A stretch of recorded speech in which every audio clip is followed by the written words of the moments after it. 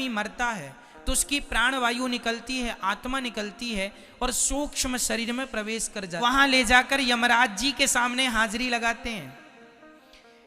यमराज वहां पर waiting room में तुम्हें बिठाते हैं 13 दिन के लिए, जब तक तुम्हारी 13वीं ना हो जाए। 13वीं का इंतजार यमराज जी वहां पर करते हैं। क्यों?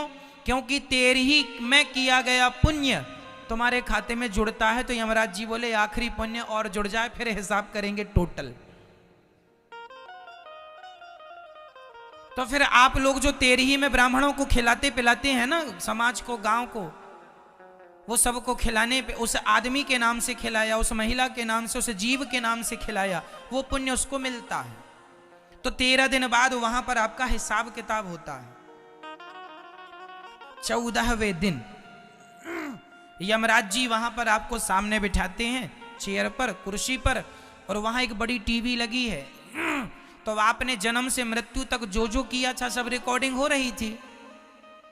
तो वहां पर फिर पेन ड्राइव के द्वारा वहां सेटअप पे लगाया जाता है और फिर तुम्हारे जन्म से मृत्यु तक जो जो तुमने किया है, पुण्य पाप, सब वहां चलता है। यमराज जी कहते हैं देखो तुमने क्या किया, देखो कितनों का तुम गला दबा रहे हो, लूट रहे हो, देखो तुमने झूठ बोला, देखो तुमने कपट किया, देखो तुमने छल किया, तुम्हें इसलिए हमने संसार में भेजा था। आप बार बार लज्जित होते हैं अपने किए कर्म पर। अरे राम राम राम, मैंने क्या किया।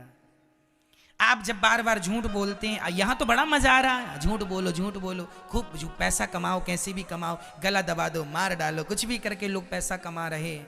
लेकिन वो ये भूल रहे हैं कि इसका हिसाब देना पड़ेगा।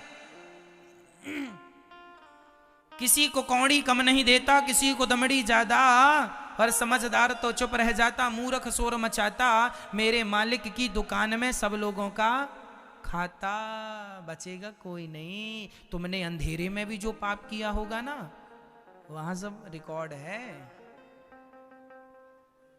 पूरी रिकॉर्डिंग है वहां। इसलिए बच के रहना रे बाबा, ईश्वर के घर देर है अंधेर नहीं है। हिसाब जब होगा पाई पाई का हिसाब होगा। कर लो तुम खूब अत्याचार, ध्यान रखना भोगना तुम्हें ही है। चलो, यमराज जी ने वहां हिसाब किताब कराया।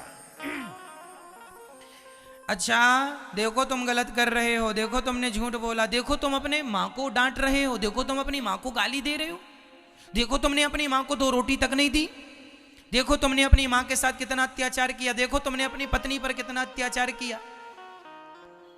और ये बहुओं की फाइल जब खुलती है, देखो तुमने अपनी सास को कितना तंग किया है, कितना सताया है, तुमने ये अत्याचार किया। सारा हिसाब किताब यमराज जी वहां रखते हैं। और फिर सब आदमी लोग, हम लोग सब थर थर थर थर थर थर थर कांपते हैं। अब क्या होगा, अब क्या होगा वो भी बताता हूं। तो अब यमराज जी अपने दूतों को आदेश देते हैं, चलो भाई इनका हिसाब किताब करो, कितना हुआ। वहां बिल्कुल अपडेट सॉफ्टवेयर है, तुरंत डाला, हिसाब किताब आ गया। इनके 5 किलो पाप हो रहे हैं और 100 ग्राम पुण्य है। पाप कितने निकले? मैया बोल दो, मेरी माँ। 5 किलो पाप और 100 ग्राम पुण्य।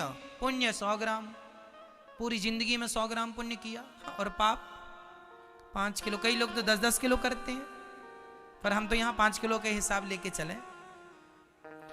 देखो हम तो समझाने के लिए लेके चल रहे हैं 100 ग्राम और 5 किलो। किसी के 20 किलो भी पाप होते हैं और किसी के केवल 2 ग्राम पुण्य होते हैं, और किसी के पुण्य ज्यादा है। पर सबका अपना अपना हिसाब किताब है। भगवान जाने आप लोगों का कितना निकलेगा।